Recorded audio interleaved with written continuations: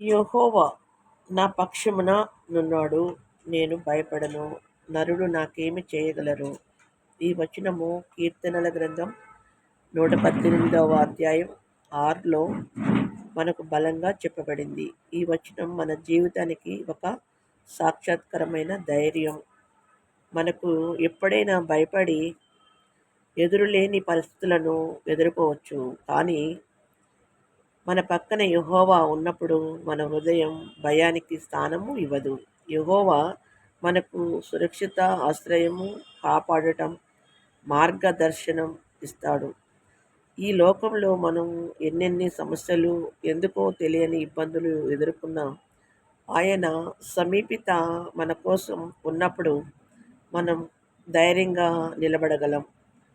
మనం అనుకున్నంత బలవంతం లేని ఈ ప్రపంచంలో యెహోవా మనకు పునరుత్థానమైన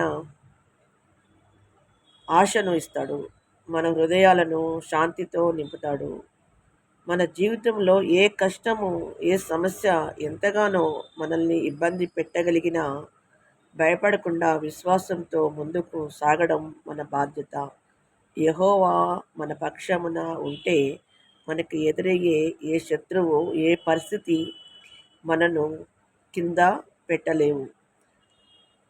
ఈ ఈ వచనం మనకు ఆత్మీయ ధైర్యం, నమ్మకం మరియు స్థిరతత్వం నేర్పుతుంది.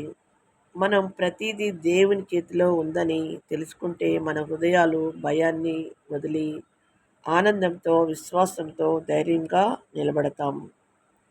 అందుకే ఈ వచనం ప్రతి ఒక్కరికి ఒక ఆత్మీయ శక్తిగా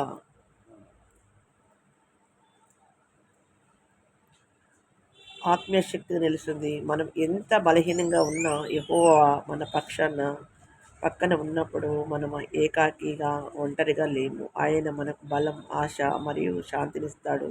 సరే, మనం ఈ వచనాన్ని మన హృదయాలలో ఆస్వాదించి ప్రతిరోజు భయాన్ని దేవుని భయం, విశ్వాసంతో మార్చుకుందాం. వందనాలు. ఆమేన్.